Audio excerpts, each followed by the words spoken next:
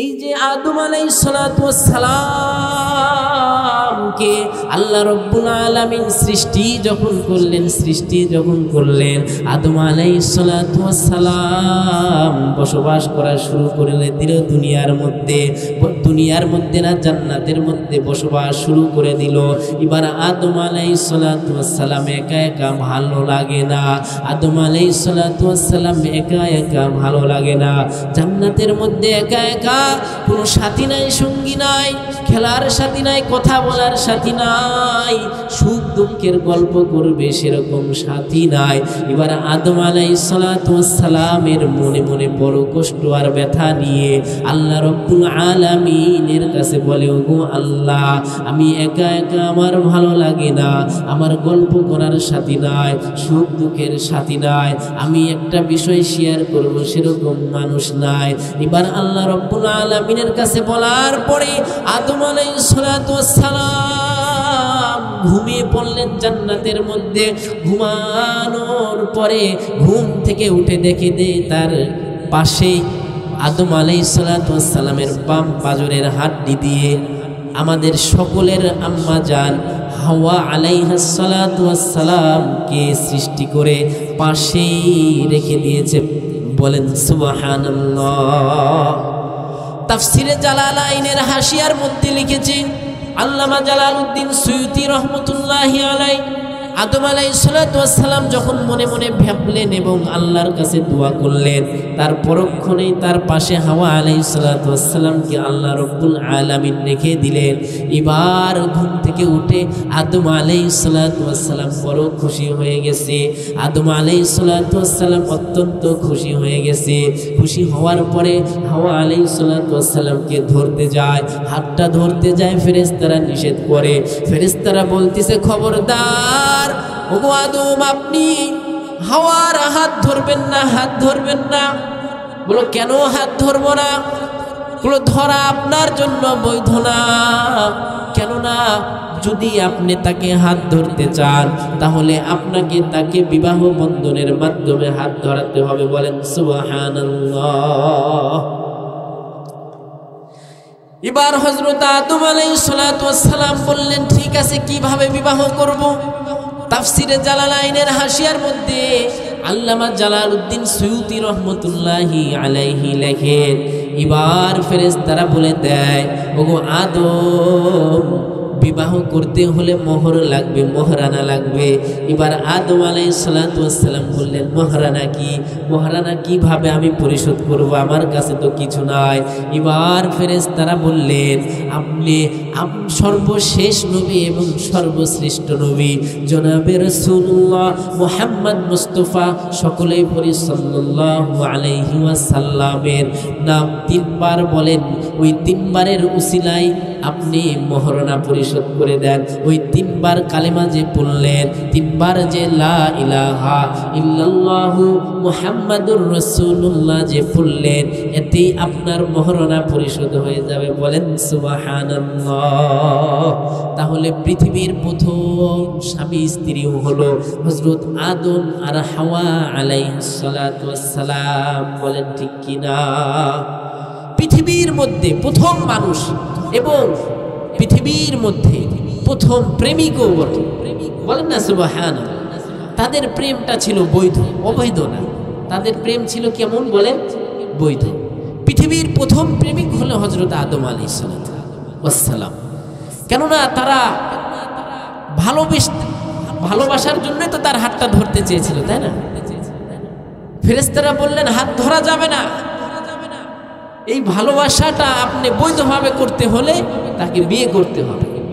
কিন্তু আজকে আমরা কোন সমাজে বসবাস করছি? আজকের দিনে তো 14 ফেব্রুয়ারি, তাই না?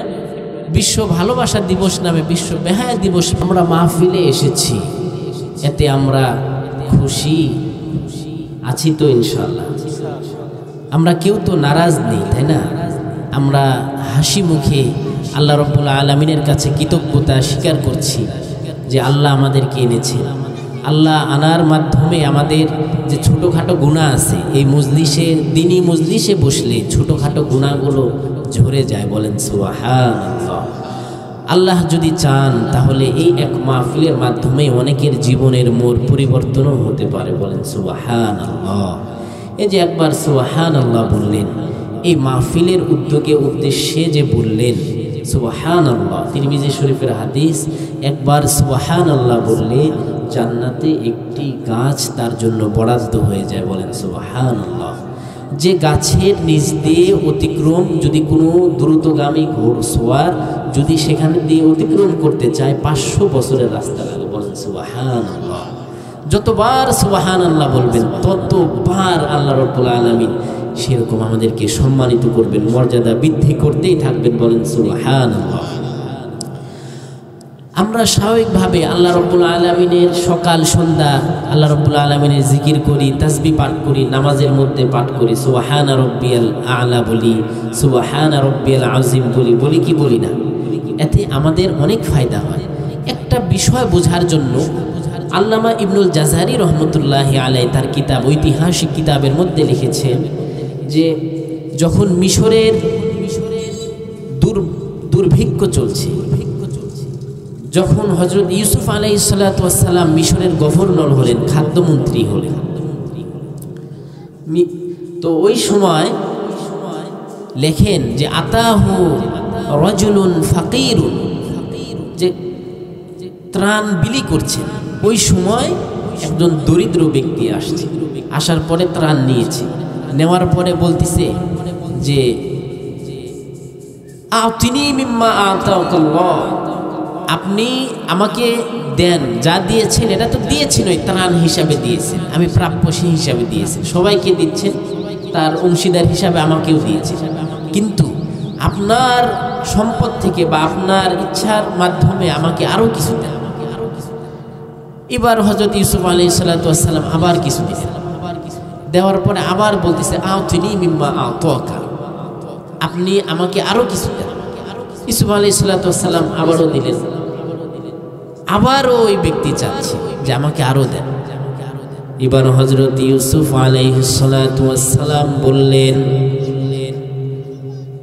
আমা তা'লামু, তুমি কি জানো না, মিনান্নাস, মানুষের মধ্যে অনেকে না খেয়ে আছে, অনাহারে আছে, তোমাকে যদি আমি দিতেই থাকি অনেকের কম পড়ে যাবে, তোমাকে যা দিয়েছি তা নিয়ে তুমি সন্তুষ্ট থাকো। এবার ওই ব্যক্তি বলতেছে আপনি যদি জানতেন আমার পরিচয়, ইন আলিমতা মান আনা, আপনি যদি জানতেন আমার পরিচয় আমি কে, তাহলে আপনি আমাকে পুরা দুনিয়াটা দিয়ে দিতেন। বলেন সুবহানাল্লাহ। এবার হযরত ইউসুফ আলাইহিস সালাতু ওয়াস সালাম বললেন তোমার পরিচয় কি, আমাকে পরিচয়টা দাও। ওই ব্যক্তি বলছে আমি হলাম সেই শিশু যখন জুলাইখার সাথে তোমার চরিত্র নিয়ে কথা চলছিল, তখন যে শিশুকে তুমি সাক্ষী হিসাবে দাঁড় করিয়েছিলে, যখন আপনি ওই শিশুকে সাক্ষী হিসাবে দাঁড় করিয়েছিলেন বাদশার মজলিসে, আর ওই শিশুটা সাক্ষী দিয়েছিল আপনার পক্ষে, আপনার বারাআতের পক্ষে, আপনি যে পবিত্র, এই পবিত্রতার পক্ষে যে সাক্ষ্য দিয়েছিল, আপনি যে নির্দোষ এই জন্য যে সাক্ষী দিয়েছিল, ওই শিশুই হলাম আজকের আমি দরিদ্র যুবক। ইউসুফ আলাইহিস সালাতু ওয়াস সালাম বললেন কি বলো তুমি, তুমি কি সেই শিশু যে শিশুকে আমি এতদিন ধরে খুঁজছি, তুমি কি সেই শিশু নাকি? এবার ওই ব্যক্তি বলছে হ্যাঁ আমি হলাম ওই শিশু। এবার হযরত ইউসুফ আলাইহিস সালাতু ওয়াস সালাম মিআতু ইরদাব, অর্থাৎ 100 মিরদাব মিন কমহিন, কম দিয়ে দিল। বলেন সুবহানাল্লাহ। ওয়া মিআতিম মিন দিনার, 100 দিনার দিয়ে দিলেন। বলেন সুবহানাল্লাহ। এক ইরদিব গম হলো 12 মুন, তাহলে 100 ইরদিব গম কত কেজি হতে পারে, কত মুন হতে পারে? বলেন সুবহানাল্লাহ। ফাআওহাল্লাহু ইলা ইউসুফ আলাইহিস সালাতু ওয়াস সালাম, তৎক্ষণাৎ আল্লাহ রাব্বুল আলামিন ইউসুফ আলাইহিস সালামের কাছে ওহী নাজিল করে দিলেন, বললেন ইয়া ইউসুফ, হে ইউসুফ, হাযা ই'তাউকা ওয়া জাযাউকা, এটা হলো তোমার দান এবং তুমি তাকে পুরস্কৃত করেছো, এটা তোমার ব্যক্তিগত। ওই ব্যক্তিকে তুমি পুরস্কৃত করলে যে ব্যক্তি মাত্র একবার তোমার পবিত্রতার সাক্ষী দিয়েছিল, মাত্র একবার তোমার বারাআতের সাক্ষী দিয়েছিল, তুমি যে নির্দোষ, তুমি যে পবিত্র, এই সাক্ষী একবার দেওয়ার কারণে তুমি তাকে এত কিছু দিয়ে দিলা, এত কিছু দিয়ে দিলা।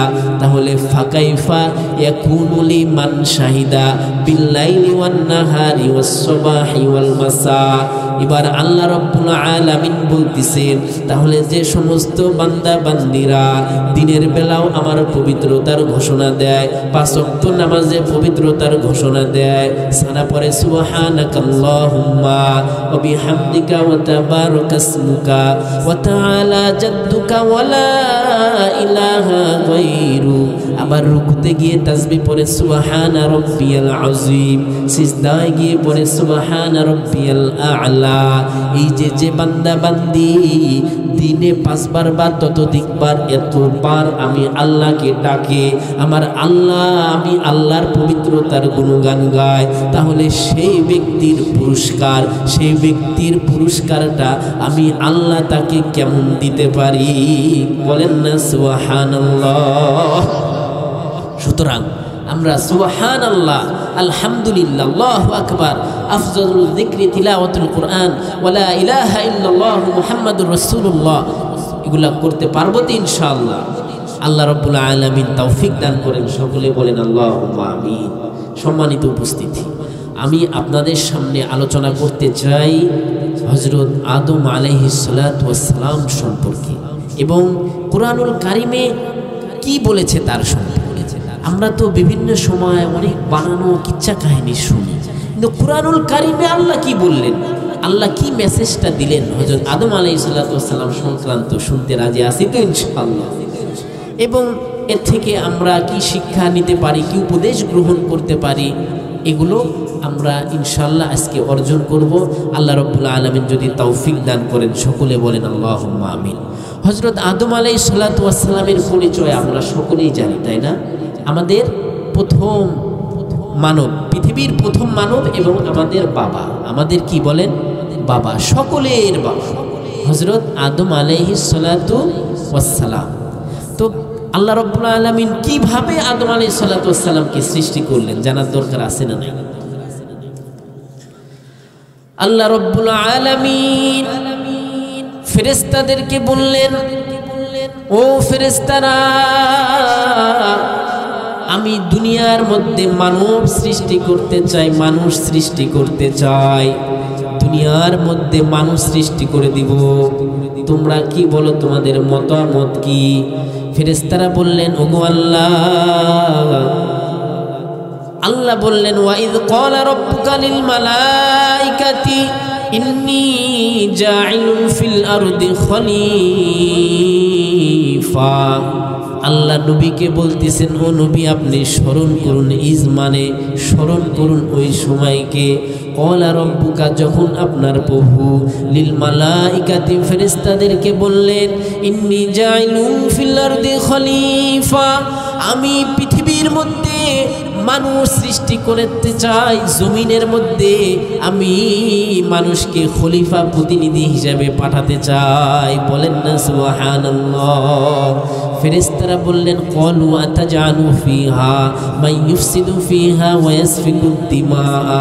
ফেরেশতারা বললেন, আতাজআলু ফিহা, আপনি কি এই জমিনের মধ্যে, দুনিয়ার মধ্যে এমন মানুষকে কি পাঠাতে চান, মান ইউফসিদু ফিহা, যারা জমিনের মধ্যে ফাসাদ করবে, হাসাদ করবে, ওয়া ইয়াসফিকু দিমা, এবং রক্তপাত করবে, মারামারি হানাহানি করবে, এমন মানুষকে কি আপনারা পাঠাতে চান? এবার আল্লাহ রাব্বুল আলামিন বললেন, ক্বালা ইন্নী আ'লামু মা লা তা'লামুন। আল্লাহ রাব্বুল আলামিন বলেন, ইন্নী আ'লামু, আমি যা জানি লা তা'লামুন, তোমরা তা জানো না। অর্থাৎ আল্লাহ রাব্বুল আলামিন আদমকে সৃষ্টি করবেন, দুনিয়ার মধ্যে সর্বশ্রেষ্ঠ মাখলুক মানুষকে পাঠাবেন, এটা আল্লাহ রাব্বুল আলামিন নির্দিষ্ট করে ফেলেছেন এবং উনি সিদ্ধান্ত নিয়ে ফেলেছেন। এবার আল্লাহ রাব্বুল আলামিন চিন্তা করলেন এই আদমকে কিভাবে সৃষ্টি করা যায়, এই আদমকে কিভাবে সৃষ্টি করা যায় চিন্তা করতেছেন। আল্লাহ রাব্বুল আলামিন বলেন ওয়ালাকাদ খলাকনাকুম সুম্মা সাওয়ারনাকুম সুম্মা কুল্না লিল মালাইকাতি ইসজুদু লিআদামা ফাসাজাদু ইল্লা ইবলিস। আল্লাহ রাব্বুল আলামিন এরকম ভাবে বলতেছেন ওয়ালাকাদ খলাকনাকুম, আমি তোমাদেরকে সৃষ্টি করলাম, অর্থাৎ আদমকে সৃষ্টি করলাম। সুম্মা সাওয়ারনাকুম, অথবা তাকে আকৃতি দিলাম। তারপরে ফেরেশতাদেরকে বললাম সুম্মা কুল্না লিল মালাইকাতি ইসজুদু লিআদামা, ফেরেশতাদেরকে বললাম আদমকে সৃষ্টি করো। ফেরেশতারা সকলেই আদমকে সেজদা করো, ফেরেশতারা সকলেই সেজদা করলো। আবা ওয়াস্তাকবারা, শুধুমাত্র ইবলিস সেজদা করে না এবং সে অস্বীকার করে বসলো। বলেন নাউযুবিল্লাহ। আল্লাহ রাব্বুল আলামিন সূরাতুল হিজরের 27 নম্বর আয়াতে বলেন ওয়ালাকাদ খলাকনাল ইনসানা মিন সালসালিম মিন হামাইম মাসনুন। আল্লাহ রাব্বুল আলামিন বললেন ওয়ালাকাদ খলাকনাল ইনসান, আমি মানুষকে সৃষ্টি করব। ওয়ালাকাদ খলাকনাল ইনসানা মিন সালসালিম মিন হামাইম মাসনুন, আমি মানুষকে সৃষ্টি করেছি কাদা মাটির, এই যে ঠনঠনে যে একটা শুষ্ক মাটি আছে এটা থেকে আমি মানুষকে সৃষ্টি করতে চাই। অর্থাৎ হযরত আদম আলাইহিস সালাতু ওয়াস সালামকে সৃষ্টি করলেন। আল্লাহ রাব্বুল আলামিন বলছেন তারপরের আয়াতে ওয়াল জান্না খলাকনাহু মিন ক্বাবলু মিন নারিস সামুম।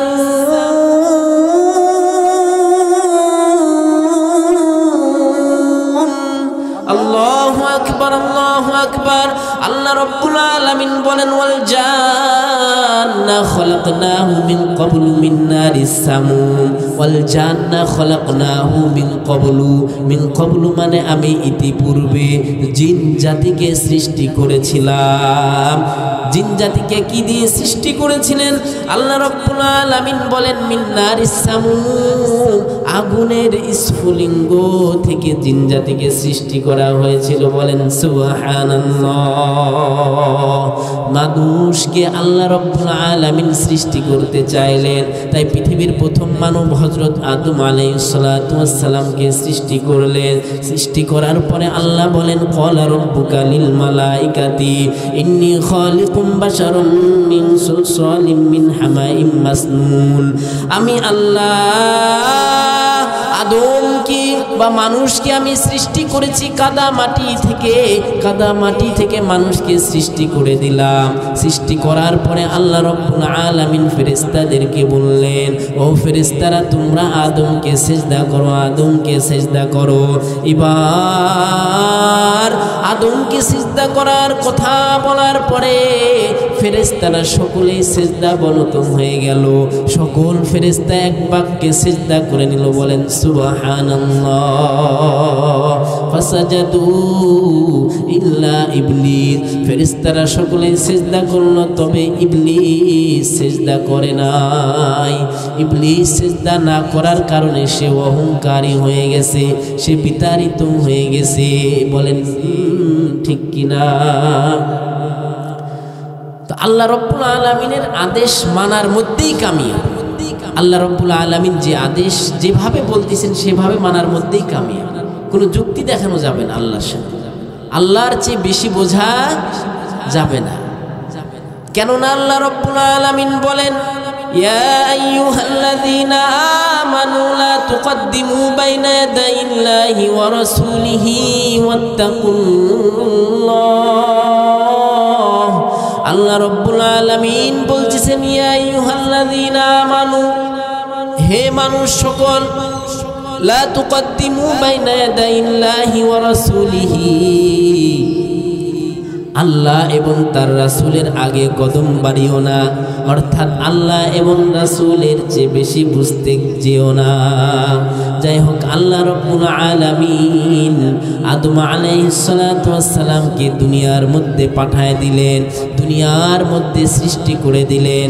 আদম আলাইহিস সালাতু ওয়াস সালামকে সৃষ্টি করার পরে সর্বশ্রেষ্ঠ মাখলুক করলেন এবং পৃথিবীর সর্বপ্রথম মানব করলেন এবং হযরত আদম আলাইহিস সালাতু ওয়াস সালামকে সর্বপ্রথম নবী হিসাবে আখ্যায়িত করলেন। বলেন সুবহানাল্লাহ। আদম আলাইহিস সালাতু ওয়াস সালাম পৃথিবীর প্রথম মানব। আদম আলাইহিস সালাতু ওয়াস সালাম আমাদের সকলেরই বাবা। আদম আলাইহিস সালাতু ওয়াস সালাম পৃথিবীর সর্বপ্রথম নবী। বলেন সুবহানাল্লাহ। যাই হোক প্রিয় ভাইরা আমার, আমি আপনাদেরকে বুঝাতে চাই, এই যে ফেরেশতাদেরকে বললেন আদমকে সিজদা করো, সকল ফেরেশতা সিজদা করলো, কিন্তু ইবলিস সিজদা করে নাই। ইবলিস সিজদা করে নাই, কেননা ইবলিস অহংকার করেছিল।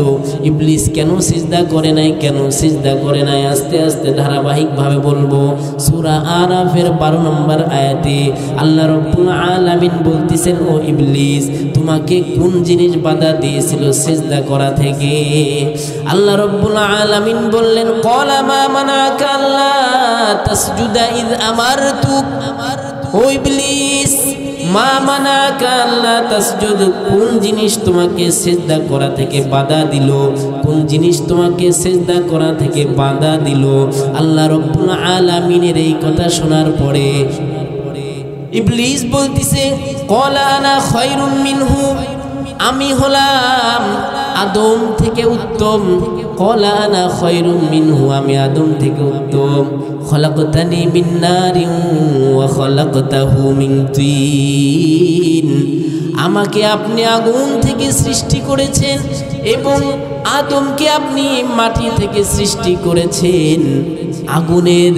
আগুনের এরকম ভাবে বৈশিষ্ট্য হলো উপরের দিকে ওঠা, আর মাটির বৈশিষ্ট্য হলো নিচের দিকে যাওয়া।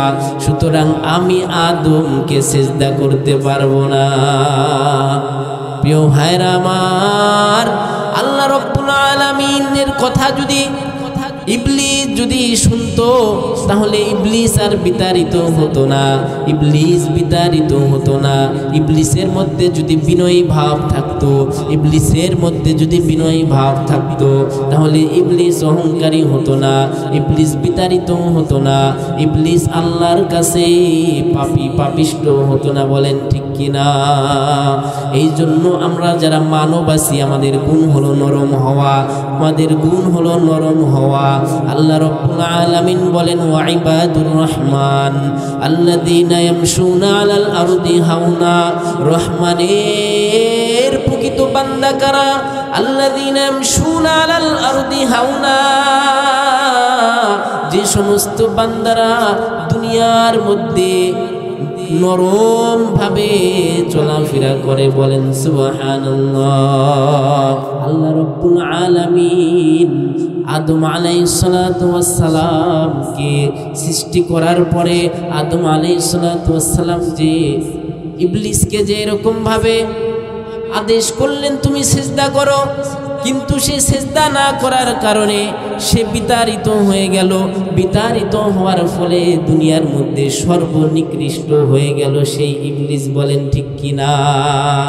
প্রিয় ভাইরা আমার, ইবলিস যখন বিতাড়িত হলো, ইবলিস একটা শর্ত দিল। সূরা আরাফের মধ্যে 2 পৃষ্ঠায় আল্লাহ রাব্বুল আলামিন স্পষ্ট করে দিয়েছেন, ইবলিস যখন এরকম ভাবে আদম আলাইহিস সালাতু ওয়াস সালামকে সিজদা করলো না, আর ইবলিস যখন এরকম নিকৃষ্টতার মধ্যে কাতারে পড়ে গেল, তখন আল্লাহ রাব্বুল আলামিনের কাছে ইবলিস বলে, ওয়ালা আনজিরনি ইলা ইয়াউমি ইউবাসুন, ওগো আল্লাহ, আপনি আমাকে অবকাশ দিন, আপনি আমাকে অবকাশ দিন। আদমকে আমি ধোঁকার মাধ্যমে তাকে জাহান্নামী করে দিব। আদমের যত উম্মত আছে, এই উম্মতকে আমি ধোঁকা দিব, সেই শক্তিটা আমাকে দেন। আল্লাহ রাব্বুল আলামিন বললেন, ইন্নাকা মিনাল মুনজারিন, ঠিক আছে তোমাকে আমি অবকাশ দিলাম। এরকম ইবলিস বলতিছে আমাকে যে অবকাশ দিলেন কোন দিক দিয়ে? বলে তুমি যেরকম চাবে সেরকম দিব। এবার ইবলিস বলে আমি আদমকে আন শিমালিহি ওয়া আন ইয়ামিনিহি, আমি তাকে ডান দিক দিয়ে ধোঁকা দিব, বাম দিক দিয়ে ধোঁকা দিব, ওয়া আন খালফিহি, তার পিছন দিক দিয়ে ধোঁকা দিব, ওয়া আন আমামিহি, তার সামনের দিক দিয়ে ধোঁকা দিব। এবার আল্লাহ রাব্বুল আলামিন বলছে ঠিক আছে তোমাকে সেই অবকাশটাও দিয়ে দিলাম। এবার ইবলিস যে চাইলেন, আল্লাহ রাব্বুল আলামিন বললেন ও ইবলিস তুমি যা চেয়েছো তাই তোমাকে আমি দিয়েছি, তবে তুমি তো উপর দিয়ে চাও নাই, উপরের দিকটা তো তুমি খালি রেখেছো। আমার বান্দা আদমের যে সমস্ত যুররিয়াত হবে, বংশধর হবে, তারা যখন গুনাহ করবে, তারা যখন ভুল করবে, ডানে বামে তুমি ধোঁকা দিবে, সামনে বামে পিছনে ধোঁকা দিতে পারবা, কিন্তু যখন দোয়া করবে, আমার কাছে যখন তওবা করবে, তখন উপরের দিকে তুমি আটকাতে পারবা না। বলেন না সুবহানাল্লাহ। সুতরাং কত সৌভাগ্যবান আমরা। আমাদের স্বাভাবিকভাবে আদম আলাইহিস সালাতু ওয়াস সালামের বংশধর আমরা। শয়তান আমাদেরকে ধোঁকা দেয়, প্রতিনিয়ত ধোঁকা দেয়, সকাল সন্ধ্যায় ধোঁকা দেয়, নানানভাবে ধোঁকা দেয়। গুনার মধ্যে নিমজ্জিত থাকি আমরা। রাস্তা দিয়ে হাঁটতে গেলেও গুনাহ, বাজার ঘাটে গেলেও গুনাহ, ব্যবসা বাণিজ্য করতে গেলে চাকরি বাকরিতেও গুনাহ, ঘরের মধ্যে বসে থাকি মোবাইল দিয়েও গুনাহ, টিভির মাধ্যমেও গুনার গুনাহ। সেই গুনাহ থেকে আল্লাহ রাব্বুল আলামিন বাঁচার জন্য উপরের দিকটা শয়তানের জন্য চিরতরে হারাম করে দিয়েছেন, উপরের দিকটা আদমের জন্য, আদমের অনুসারী যারা আছি আমাদের জন্য আল্লাহ উন্মুক্ত করে দিয়েছেন। বলেন সুবহানাল্লাহ। আল্লাহ রাব্বুল আলামিনের পয়গম্বর বলেন কুল্লু বানি আদমা খাত্তাউন,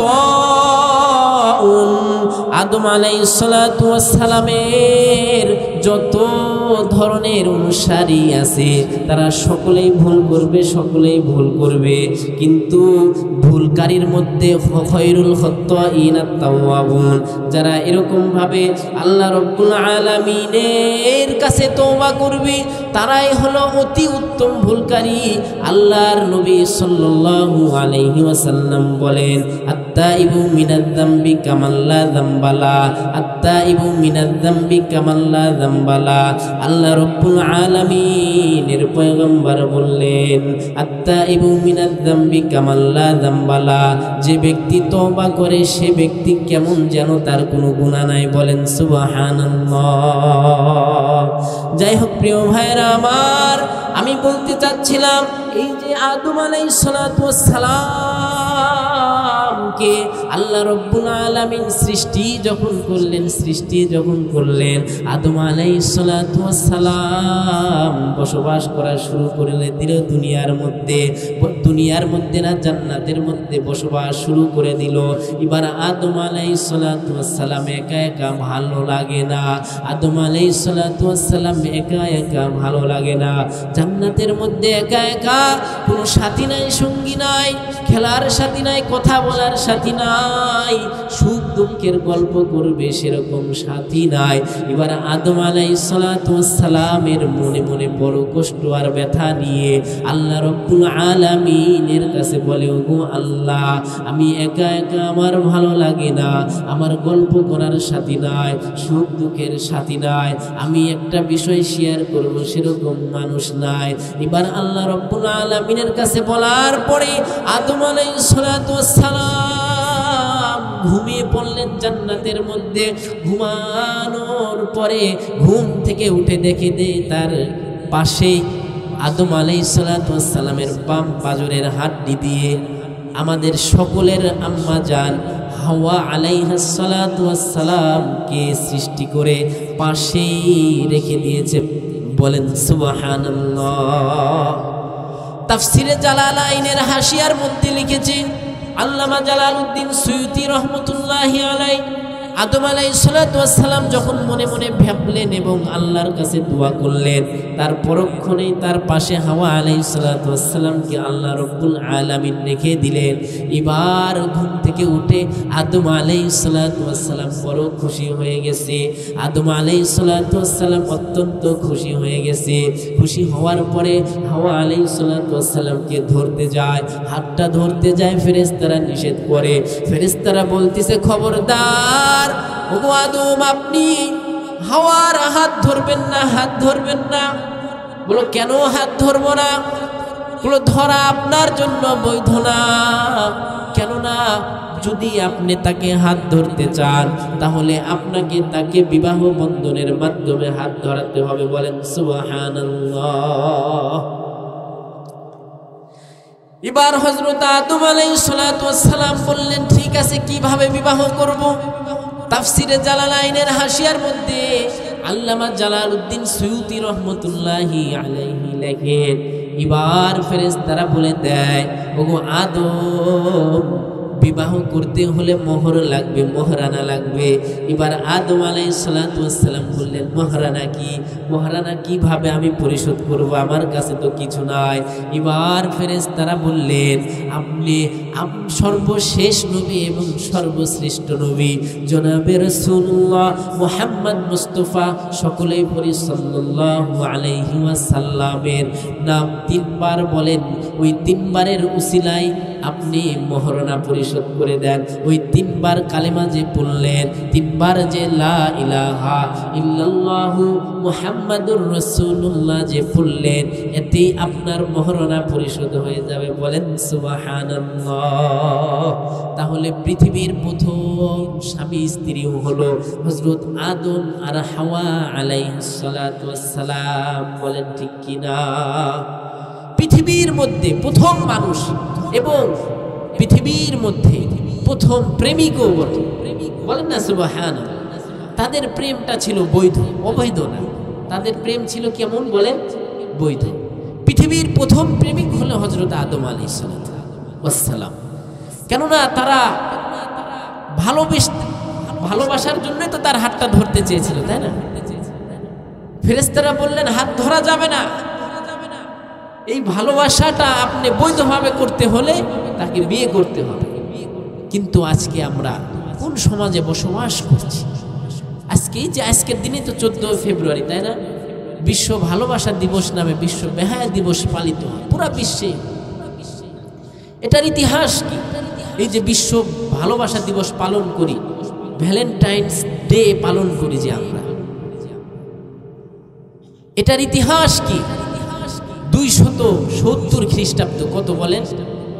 270 খ্রিস্টাব্দে পোপ সম্রাট, রোমান সম্রাট, সে যুদ্ধের জন্য আরেক দেশের সাথে যুদ্ধ করবে, এই জন্য তার সেনাবাহিনী প্রস্তুত করতে চায়।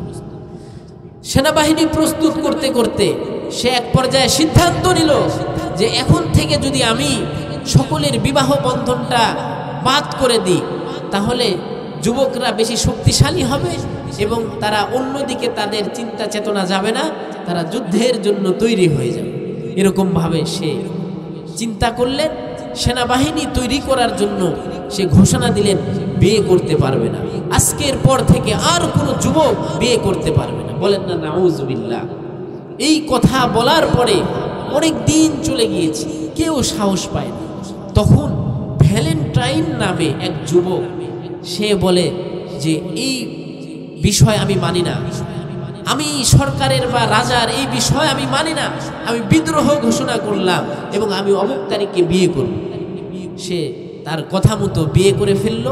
বিয়ে করার পরে এরকমভাবে তাকে ওই রাজার কাছে পৌঁছে যায় যে অমুক যুবক বিয়ে করেছে।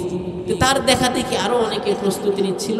তখন রাজা হিসাব করলেন যে তাকে যদি আমি ছেড়ে দিই তাহলে আমি তো সৈন্যবাহিনী রাখতে পারবো না, সকলেই বিবাহ কাজে সংসারের কাজে ব্যস্ত হয়ে যাবে, আমার সৈন্যবাহিনী শক্তিশালী হবে না। এই কথা চিন্তা করেই ওই ভ্যালেন্টাইন যুবককে এই 14 ফেব্রুয়ারির দিনে হত্যা করে, মানে ফাঁসিতে ঝুলায়। বলেন নাউজুবিল্লাহ। ওই তখন থেকে এই দিনটাকে পরবর্তী যুগের যে সমস্ত যুবকরা আছে বা ভালো মানুষ ছিল, তারা এরকমভাবে ওই দিনকে স্মরণীয় করার জন্য তার নামে এরকম বিভিন্ন দোয়া দরুদ করতো বা তাকে স্মরণ করত। এটা হলো ভালোবাসা দিবসের ইতিহাস বা ভ্যালেন্টাইন্স ডের ইতিহাস। এর মধ্যেই শুধু সীমাবদ্ধ নয়, এছাড়াও আরও বিভিন্ন কথা আছে। তবে আর একটা কথা পাওয়া যায় যে রোমানরা 430 খ্রিস্টাব্দে তারা এই দিনকে পূজা, তাদের ধর্মীয় পূজা করত, ধর্মীয় অনুষ্ঠান করত।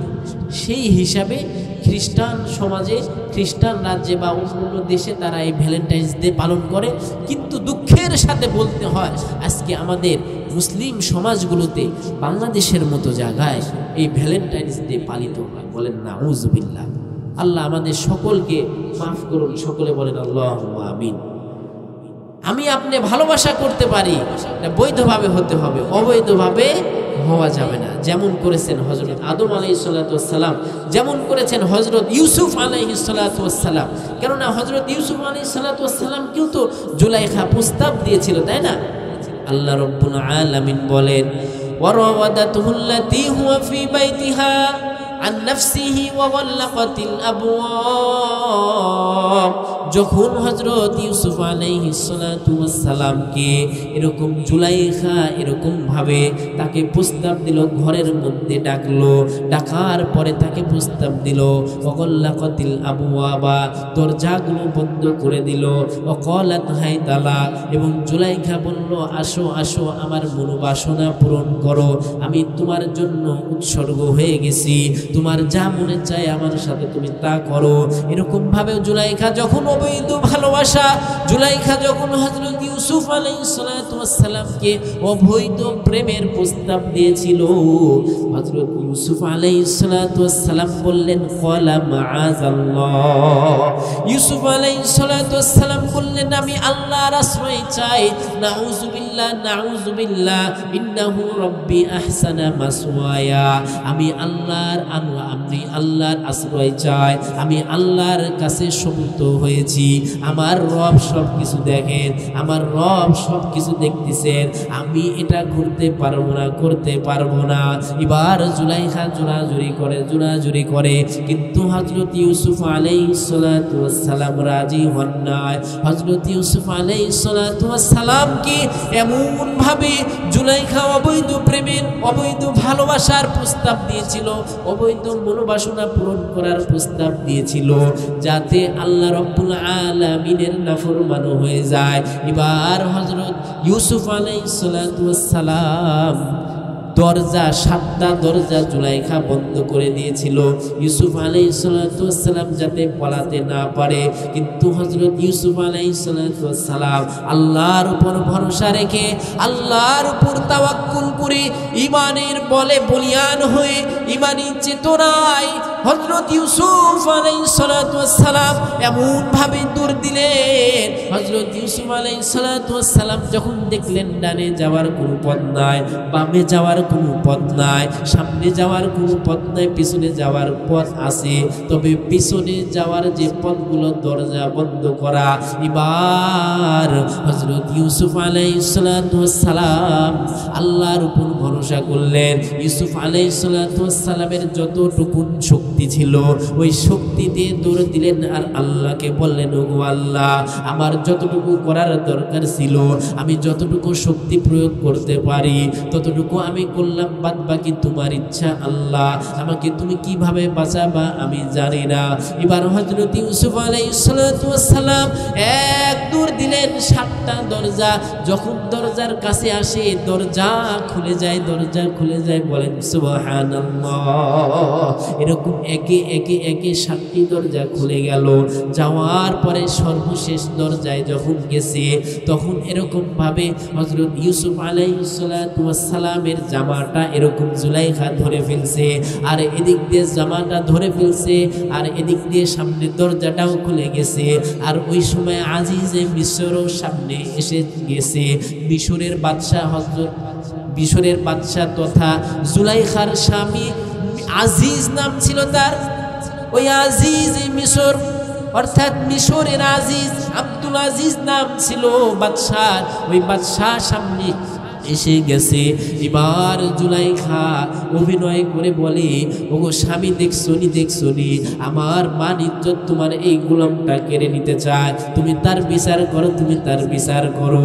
এবার হযরত ইউসুফ আলাইহিস সালাতু ওয়াস সালাম নিরুপায় নিরাশ হয়ে যায়। এবার বলেন, বাদশা আমি এই কাজ করি নাই। কিন্তু হযরত ইউসুফ আলাইহিস সালাতু ওয়াস সালাম যতই বলেন মানেন না। জুলাইখা আজিজে মিশরকে নানান ভাবে বুঝাইতে থাকেন। এক পর্যায়ে এরকম ভাবে আজিজে মিশর বলল, ঠিক আছে, তোমার কোনো সাক্ষী আছে নাকি? হযরত ইউসুফ আলাইহিস সালাতু ওয়াস সালামকে বলতেছিলেন। তখন হযরত ইউসুফ আলাইহিস সালাতু ওয়াস সালাম বললেন, আল্লাহ ওহী নাজিল করে দিয়েছিলেন যে তুমি অমুক শিশুকে সাক্ষী বানাও। এবার হযরত ইউসুফ আলাইহিস সালাতু ওয়াস সালাম, অর্থাৎ আমি প্রথমে যে বলেছিলাম যে যুবকটা মিশরে দুর্ভিক্ষের সময় হযরত ইউসুফ আলাইহিস সালাতু ওয়াস সালামকে ত্রাণ নিতে গিয়েছিলেন, ওই যুবকটা তখন শিশু ছিল। ওই শিশুকে হযরত ইউসুফ আলাইহিস সালাতু ওয়াস সালাম দেখায় দেয়। বলেন সুবহানাল্লাহ। আজিজে মিশর বলে, ও ইউসুফ, এটা কি এমন কি শিশু যে শিশু এরকম ভাবে বলতে পারে, তোমার সত্যায়ন, তোমার চরিত্রের সার্টিফিকেট দিতে পারে? বললে, হ্যাঁ দিতে পারে। এবার ওই শিশুকে বলো।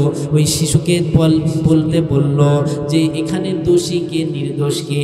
এবার হযরত ইউসুফ আলাইহিস সালাতু ওয়াস সালামের কথা শুনে ওই শিশু আল্লাহর কুদরতে বলে দিলেন হলো, হযরত ইউসুফ আলাইহিস সালাতু ওয়াস সালামের জামা যদি সামনের দিক দিয়ে ছেঁড়া থাকে তাহলে ইউসুফ আলাইহিস সালাতু ওয়াস সালাম দায়ী, ইউসুফ আলাইহিস সালাতু ওয়াস সালাম দোষী।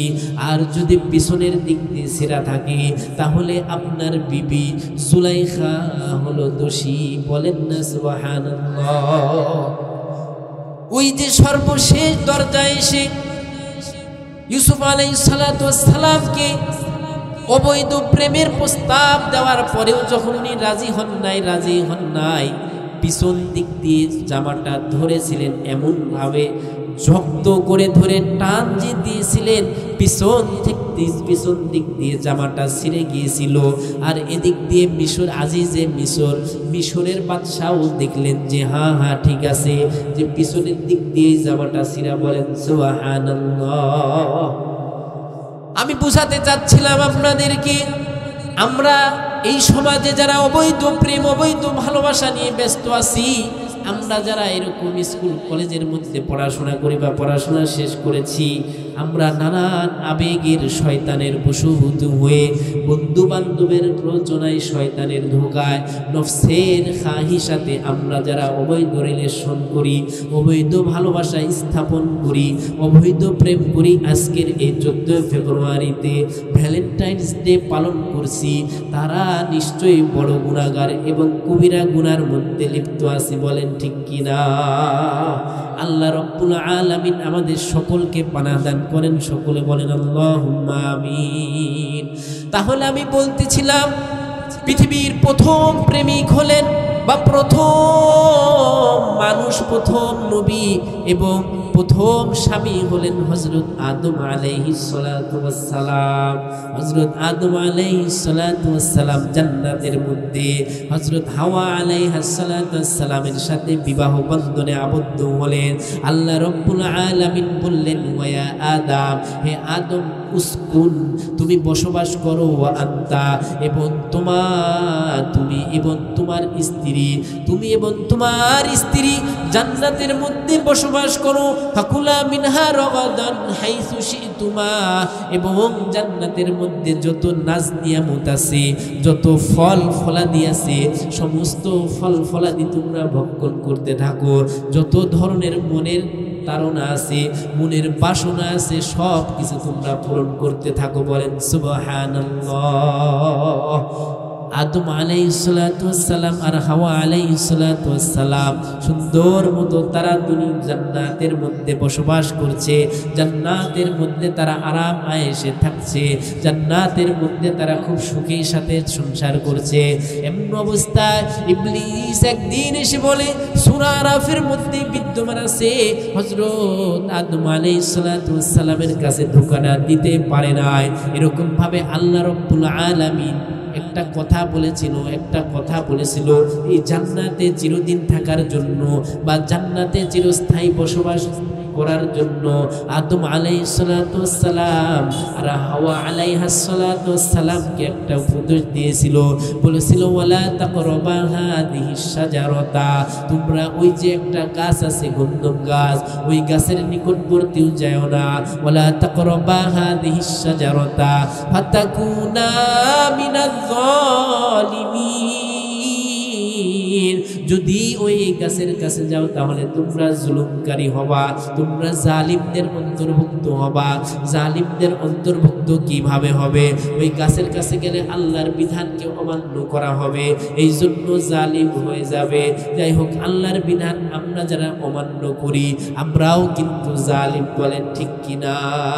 জালিম কেমন? নিজের উপরে নিজে জুলুম করি, ওই হিসাবে আমরা হলাম জালিম, বলেন ঠিক কিনা?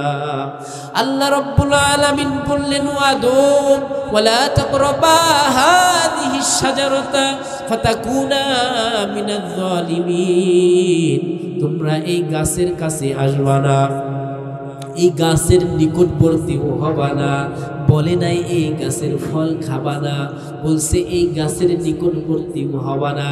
কেমন যেন আল্লাহ রাব্বুল আলামিন জেনা ব্যভিচার যারা লিপ্ত আছে, জেনা ব্যভিচারের মধ্যে যারা লিপ্ত হয় তাদের ব্যাপারেও আল্লাহ রাব্বুল আলামিন প্রথমে বলে দিলেন সূরা বনী ইসরাঈলের আয়াত 15 নম্বর পারার মধ্যে আল্লাহ বলেন, ওয়ালা তাকরাবুজ জিনা ইন্নাহু কানা ফাহিশা, তোমরা জিনা ব্যভিচারের কাছেও যাও না।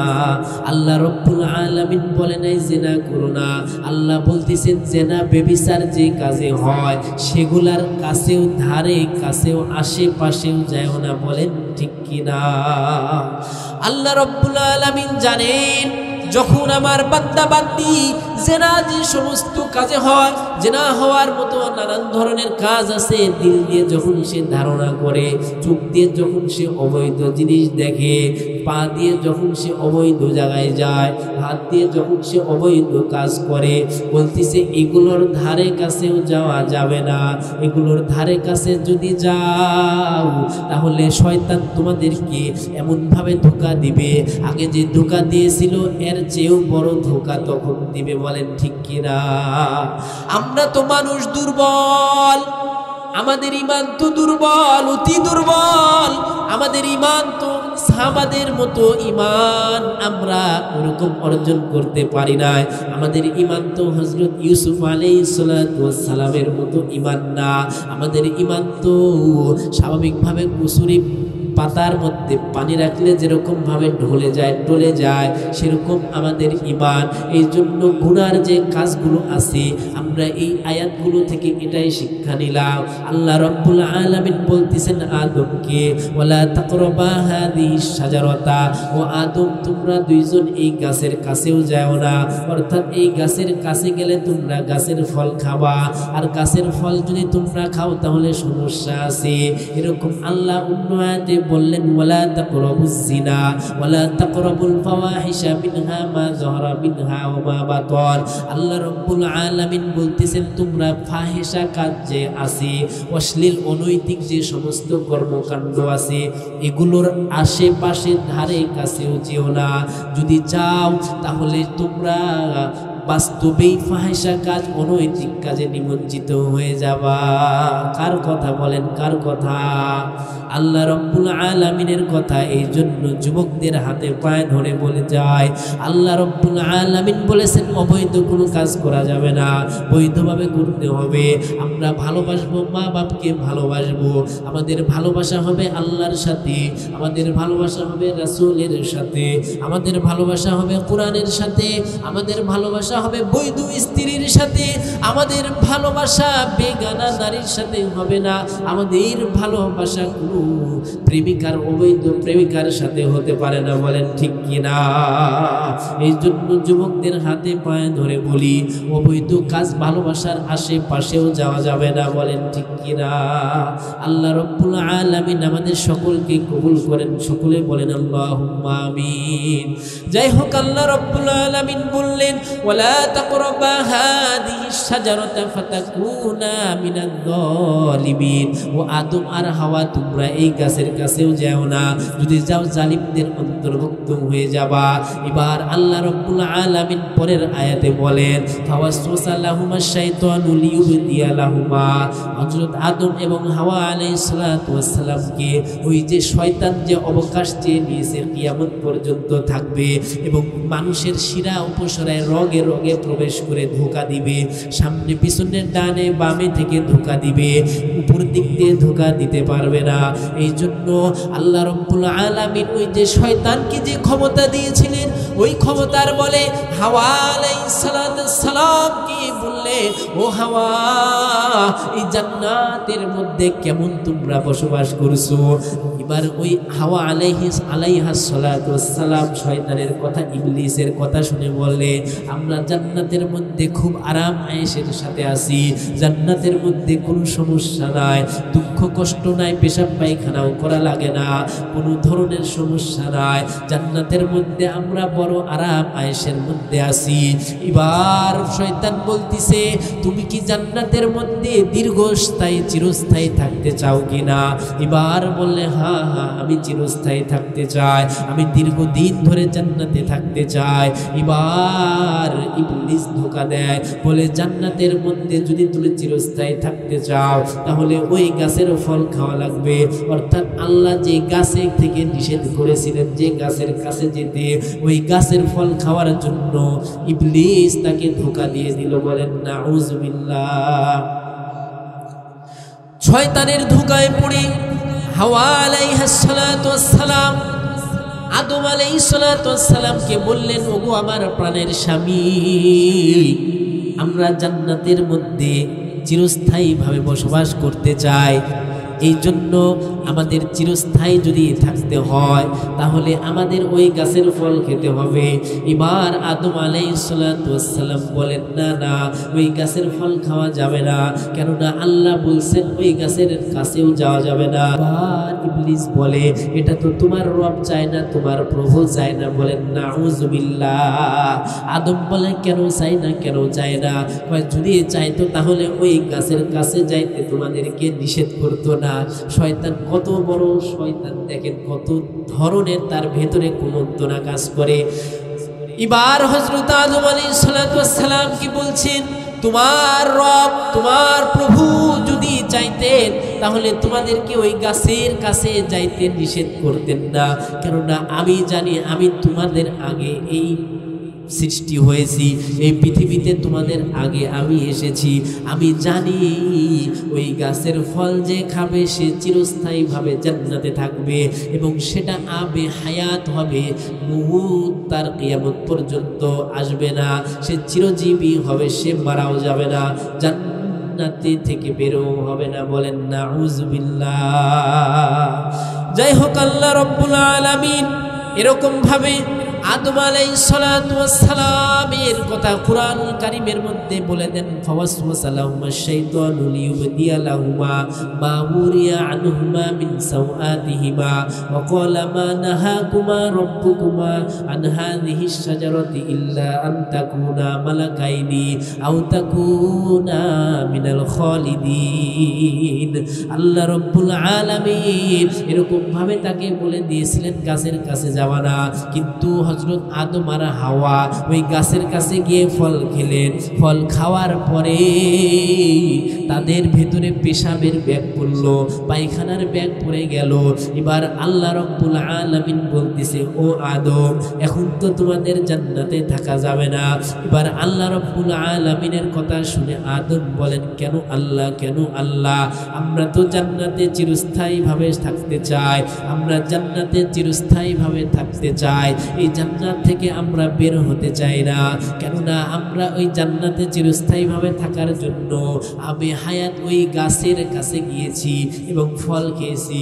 আল্লাহ বলেন না না, ওই গাছের ফল যাই খাবে, ওই গাছের ফল যারাই খাবে, যে খাবে ওই গাছের ফল খাওয়ার সাথে সাথে এরকমভাবে দুনিয়ার মধ্যে তাদের যেতেই হবে।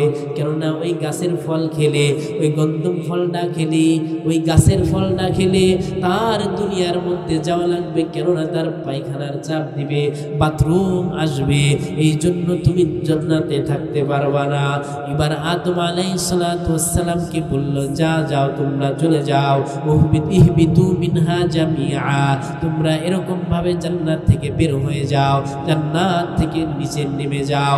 এবার আল্লাহ রাব্বুল আলামিনের কথা শোনার পরে আদম আলাইহিস সালাতু ওয়াস সালাম বলতেছেন, ওগো আল্লাহ, মাফ কি করা যায় না? আল্লাহ রাব্বুল আলামিন বলতেছেন, না না না না, পেশাব পায়খানা করার জায়গা জান্নাত না, পেশাব পায়খানা করার জায়গা হলো দুনিয়া, আর জান্নাতে পেশাব পায়খানা করার কোনো জায়গা নাই। সুতরাং তোমরা পেশাব পায়খানা করতে চাও, এই জন্য তোমরা দুনিয়াতে নেমে যাও। রাসূল সাল্লাল্লাহু আলাইহি ওয়াসাল্লাম বলেন, ওই যে আদম ভুল করেছিলেন, ফাজাহাদা আদামু ওয়া খাতাআ আদামু বা নাসিয়া আদম, নাসিয়া আদম, বনি আদম ভুল করেছিল, অর্থাৎ আদম আলাইহিস সালাতু ওয়াস সালাম ভুল করেছিল, ফানাসিয়া বানু, এই জন্য আমরা বনি আদমও ভুল করি। ফাজাহাদা আদম ওয়াজাহাদা যুররিয়াতুহু, আদম আলাইহিস সালাতু ওয়াস সালাম অস্বীকার করেছিল, ভুল করেছিল, এই জন্য আমরা বনি আদমও ভুল করি। তবে আমরা ভুল করলে আল্লাহর কাছে যদি তওবা করি, আল্লাহর কাছে যদি তওবা করি, তাহলে আল্লাহ রাব্বুল আলামিন আমাদেরকে মাফ করে দেন। বলেন সুবহানাল্লাহ। যাই হোক প্রিয় ভাইরা আমার, হযরত আদম আলাইহিস সালাতু ওয়াস সালাম দুনিয়ার মধ্যে বসবাস করলেন। দুনিয়ার মধ্যে হযরত আদম আলাইহিস সালাতু ওয়াস সালামকে পাঠিয়ে দিলেন শ্রীলঙ্কার এক পাহাড়ের মধ্যে, আর এই দিক দিয়ে হযরত হাওয়া আলাইহিস সালাতু ওয়াস সালামকে পাঠিয়ে দিলেন জেদ্দা শহরে। অর্থাৎ এই যে সৌদি আরবের একটা শহর আছে জিদ্দা, ওই জিদ্দা বা জাদ্দাতুন মানে হলো নানি বা দাদি, তার ওই যে আদম আলাইহিস সালাতু ওয়াস সালামের বিবি হাওয়া আলাইহিস সালাতু ওয়াস সালাম ওইখানে নামায়া দিয়েছিলেন, ওই জিদ্দাতে। এরকম ভাবে দীর্ঘদিন আল্লাহ রাব্বুল আলামিনের কাছে ক্ষমা চাই, আদমও ক্ষমা চাই, হাওয়াও ক্ষমা চাই, যে ওগো আল্লাহ, আমাকে আপনি একা একা সৃষ্টি করেছিলেন, জান্নাতের মধ্যে বসবাস করলাম, তারপরে আমার ভালো লাগলো না, আমাকে এরকম ভাবে আমার জন্য হাওয়াকে সৃষ্টি করে দিলেন, কিন্তু দুনিয়ার মধ্যে পাঠিয়ে দিয়েছেন, দুনিয়ার মধ্যে আমাকে এক জায়গায় দিয়েছেন আর হাওয়াকে আর এক জায়গায় দিয়েছেন। ওগো আল্লাহ, সহ্য হয় না, সহ্য হয় না, বড় কষ্ট হয়, বড় কষ্ট হয়, আমি তো ভুল করে ফেলেছি, আমাকে মাফ করে দেন, মাফ করে দেন। এরকম ভাবে সে মাফ চাইতেই থাকে, মাফ চাইতেই থাকে, কিন্তু আল্লাহ রাব্বুল আলামিন মাফ করেন না। তাফসীরের কিতাবের মধ্যে লেখেন, হাদিসের কিতাবাদির মধ্য থেকে পাওয়া যায়, জানা যায়, আদম আলাইহিস সালাতু ওয়াস সালাম শত শত বছর, হাজার হাজার বছর ধরে মাফ চায়। আল্লাহ রাব্বুল আলামিনের কাছে মাফ চাওয়ার পদ্ধতিটা পছন্দ হতো না, এই জন্য আল্লাহ রাব্বুল আলামিন মাফও করে নাই। পরিশেষে আল্লাহ রাব্বুল আলামিন আদম আলাইহিস সালাতু ওয়াস সালামকে একটা কালেমা শিক্ষা দিলেন। ওই কালেমার শিক্ষার মাধ্যমে আদম আলাইহিস সালাতু ওয়াস সালামের তওবা কবুল করে নিলেন। বলেন সুবহানাল্লাহ। সূরা বাকারার ভেতরের আয়াত 1 নম্বর পারার মধ্যে আছে, আল্লাহ রাব্বুল আলামিন বলেন, ফাতালাক্কা আদামু মির রাব্বিহি কালিমাতিন ফাতাবা আলাইহি ইন্নাহু হুয়াত তাওয়াবুর রহিম।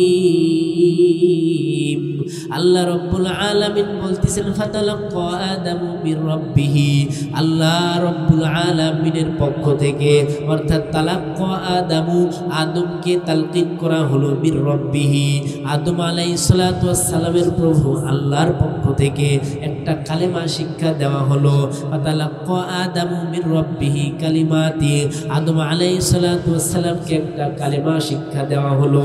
ওই কালেমার মাধ্যমে আল্লাহ রাব্বুল আলামিন তার তওবা কবুল করবেন। তারপরে শব্দে আল্লাহ বললেন ফাতাবা আলাইহি, ওই কালেমা শিক্ষা দানের মাধ্যমে, ওই কালেমা তার মুখ দিয়ে বলানোর মাধ্যমে আল্লাহ মাফ করতে চান, বলেন সুবহানাল্লাহ। ফাতাবা আলাইহি অর্থাৎ আল্লাহ আদমের তওবা কবুল করবেন। ইন্নাহু হুয়াত তাওয়াবুর রহিম, নিশ্চয় আল্লাহ রাব্বুল আলামিন হলো অত্যন্ত ক্ষমাশীল দয়াশীল, বলেন সুবহানাল্লাহ। আল্লাহ রাব্বুল আলামিন যে বললেন একটা কালিমা শিক্ষা দিলেন, ওই কালিমাটা কোনটা? এক নাম্বার পারার মধ্যে বললেন একটা কালিমা শিক্ষা দিলেন আদমকে, ওই কালিমার মাধ্যমে ক্ষমা চাইলেন, ক্ষমা পেয়ে গেলেন।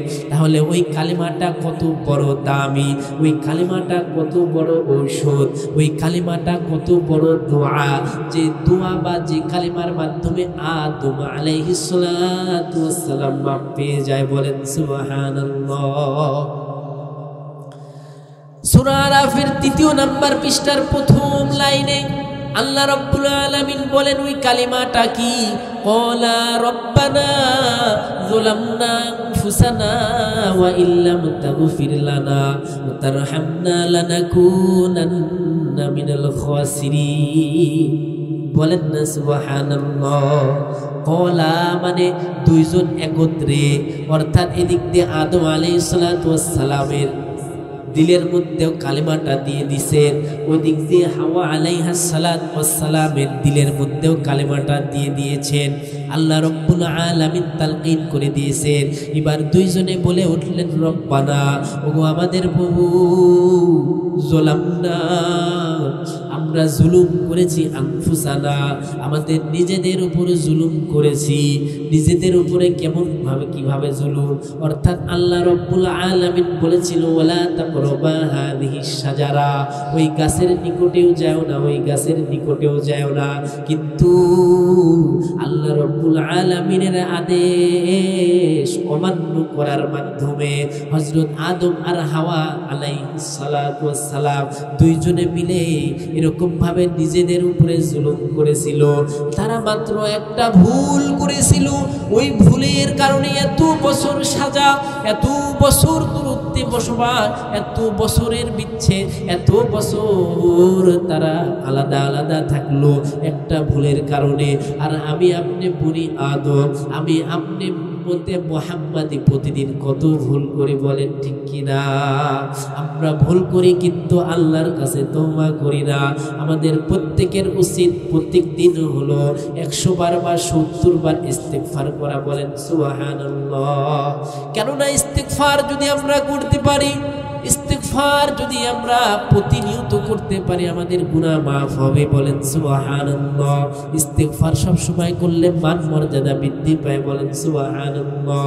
ইস্তিগফার বেশি বেশি পড়লে রিজিকের রাস্তা ওয়াসাআত হয়, প্রশস্ত হয়, বলেন সুবহানাল্লাহ। ইস্তিগফার বেশি বেশি পড়লে বালা মুসিবত দূর হয়, বলেন সুবহানাল্লাহ। ইস্তিগফার বেশি বেশি যদি পড়ি, আল্লাহ রাব্বুল আলামিন বলেন ওয়াজিদকুম কুওয়াতা ওয়াজিদকুম কুওয়াতা, আল্লাহ রাব্বুল আলামিন তার শক্তি দ্বিগুণ করে দেয়, বৃদ্ধি করে দেয়, বলেন সুবহানাল্লাহ। আল্লাহ রাব্বুল আলামিন বলেন আমওয়ালা, সম্পদ বৃদ্ধি করে দেয়, বলেন সুবহানাল্লাহ। আল্লাহ রাব্বুল আলামিন বলেন ওয়া বানিনা, তাদের সন্তানাদিতে বরকত দেয়, বলেন সুবহানাল্লাহ। অর্থাৎ সন্তানাদিতে বরকত কেমন? যার একটা সন্তান আছে, এরকম ভাবে যার বা 10টা বা আছে 3টা 4টা, কোন কথা না, সংখ্যা কোন কথা না, তাদের তাদের সন্তানগুলো আদর্শবান সন্তান হয়, বলেন সুবহানাল্লাহ। অনেকের সন্তান হয় না, আমরা মাজারে গিয়ে মান্নত করি, নাউজুবিল্লাহ, মাজারে গিয়ে মান্নত করা যাবে না। আমাদের অনেকের সন্তান হয় না, বিপদে পড়ি আমরা মাজারে যাই, অমুক পীরের কাছে যায় আমরা সেজদা করি, বলেন নাউজুবিল্লাহ। আমাদের যার যা দরকার হয়, আমাদের এক আল্লাহ আছে না নাই? আমাদের বাবা আদম আলাইহিস সালাতু ওয়াস সালামের তওবা আল্লাহ রব্বুল আলামিন কবুল করেছিলেন। আমাদের তওবা আল্লাহ রব্বুল আলামিন কবুল করবেন, বলেন ঠিক কিনা? আল্লাহ রব্বুল আলামিনই সব কিছু দেন, আল্লাহ রব্বুল আলামিনই সবাইকে মাফ করে, আল্লাহ রব্বুল আলামিনই জীবন দেন, আল্লাহ রব্বুল আলামিনই মরণ দেন, আল্লাহ রব্বুল আলামিন মান সম্মান দেন, আল্লাহ রব্বুল আলামিনই রিজিক দেন। আল্লাহ রব্বুল আলামিনের জন্যই আমরা মানুষ, বলেন ঠিক কিনা? যাই হোক, আমি যে কথা বলছিলাম, আল্লাহ রব্বুল আলামিনের কাছে আদম আলাইহিস সালাতু ওয়াস সালাম আর হাওয়া আলাইহাস সালাতু ওয়াস সালাম দোয়া করলেন, রব্বানা যালামনা আনফুসানা, ওগো আল্লাহ আমি আমার জুলুম নফসের উপরে জুলুম করেছি, ওয়া ইল্লাম তাগফির লানা, আপনি যদি আমাকে ক্ষমা না করেন, ওয়া তারহামনা, আর যদি আমাকে আপনি রহমত না করেন, আমার উপরে যদি ক্ষমা না করে রহমত না করেন, লাতাকুনান্না মিনাল খাসিরিন, তাহলে আমরা বড় ক্ষতিগ্রস্তদের অন্তর্ভুক্ত হয়ে যাব। আমরা কি পড়ি কিনা বলেন? 5 ওয়াক্ত নামাজের পরে পড়বেন, রব্বানা যালামনা আনফুসানা ওয়া ইল্লাম তাগফির লানা ওয়া তারহামনা লানাকুনান্না মিনাল খাসিরিন। কার শেখানো দোয়া এটা? আল্লাহ রব্বুল আলামিনের শেখানো দোয়া। যখন সুযোগ হবে তখনই দোয়া করবেন, বলেন আমার সাথে, রব্বানা, বলেন সকলে, রব্বানা যালামনা আনফুসানা ওয়া ইল্লাম তাগফির লানা ওয়া তারহামনা লানাকুনান্না মিনাল খাসিরিন। আল্লাহ রব্বুল আলামিন আমাদের সকলকে মাফ করুন, বেশি বেশি দোয়া করার তৌফিক দান করুন, সকলে বলেন আল্লাহুম্মা আমিন। যাই হোক, আদম আলাইহিস সালাতু ওয়াস সালামের দোয়া আল্লাহ রব্বুল আলামিন কবুল করলেন। আবার হযরত আদম আলাইহিস সালাতু ওয়াস সালাম এবং আমাদের আম্মা জান হযরত হাওয়া আলাইহাস সালাতু ওয়াস সালামকে একত্রিত করে দিলেন। তারা সংসার করতে লাগলো, তারা এরকম ভাবে কৃষি কারবারি করতে লাগলো, ব্যবসা বাণিজ্য আস্তে আস্তে পরবর্তীতে করতে লাগলো। এরকম ভাবে আমরা সেই আদম আলাইহিস সালাতু ওয়াস সালামেরই বংশধর, আদম আলাইহিস সালাতু ওয়াস সালামেরই যুররিয়াত, আদম আলাইহিস সালাতু ওয়াস সালামেরই সন্তানাদি হলাম আমরা, বলেন ঠিক কিনা? আল্লাহ রাব্বুল আলামিন আমাদের সকলকে আদম আলাইহিস সালাতু ওয়াস সালামের বংশধর বানিয়েছেন। কিন্তু আমার কথা হলো, আদম আলাইহিস সালাতু ওয়াস সালামের প্রথম ঠিকানা কোথায় ছিল বলেন? জান্নাত। আদম আলাইহিস সালাতু ওয়াস সালামের প্রথম ঠিকানা জান্নাত, আমার শেষ ঠিকানাও হলো জান্নাত। আমরা মানুষ, আমরা হলাম মানুষ, আদম আলাইহিস সালাতু ওয়াস সালামের বংশধর, নবীজি সাল্লাল্লাহু আলাইহি ওয়াসাল্লামের উম্মত। আমরাও কিন্তু সকলেই একসাথে জান্নাতে যেতে চাই, বলেন ঠিক কিনা? কে কে জান্নাতে যেতে চান সকলেই বলেন, হাত তুলে বলেন নারায়ে তাকবীর, লিল্লাহি তাকবীর, আল্লাহু আকবার, লিল্লাহি তাকবীর। আল কোরআনের আলো,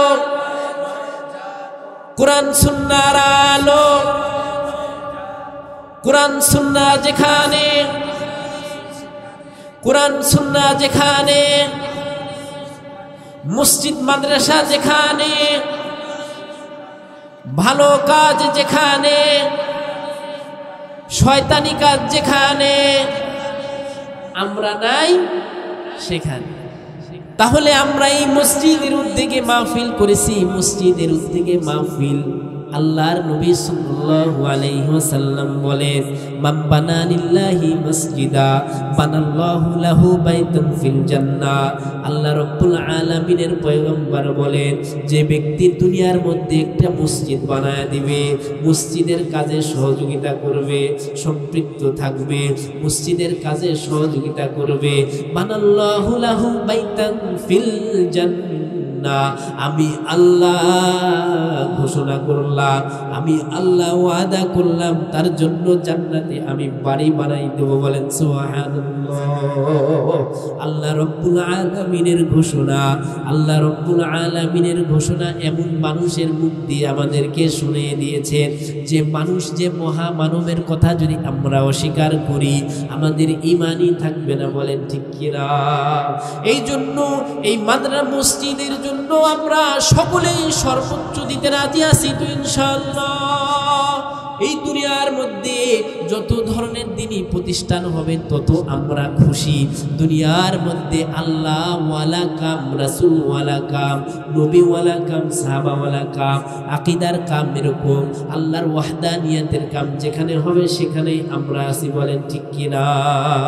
প্রিয় ভাইরা আমার, এরকম ভাবে স্বাভাবিকভাবে দেখেন অন্য অন্য জায়গায় যদি এরকম ভাবে মসজিদটা হতো তাহলে কিন্তু তারাও সেখানে দান খয়রাত করতে। বলেন ঠিক কিনা?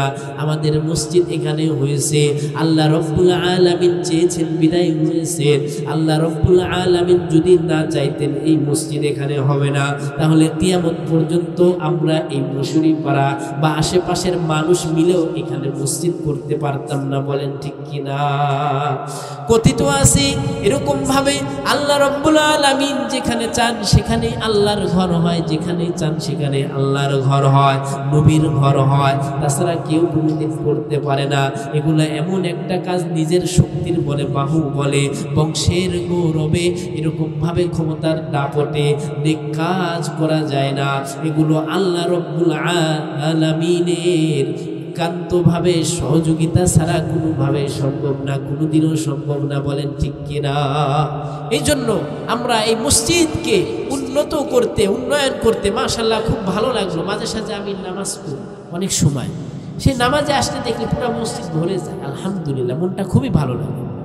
আমাদের আশেপাশের মসজিদে আলহামদুলিল্লাহ মুসল্লি হয়, কিন্তু এখানে খুব ভালো মানুষের মধ্যে একটা আবেগ, উদ্যম সৃষ্টি হয়েছে। ঠিক কিনা বলেন? সুতরাং এই মসজিদকে আরো সুন্দর করতে, আরো সুন্দরভাবে আল্লাহর ঘরকে সাজাতে আমরা কে কে রাজি আছি? সকলে হাত তুলে দেখান তো আল্লাহকে।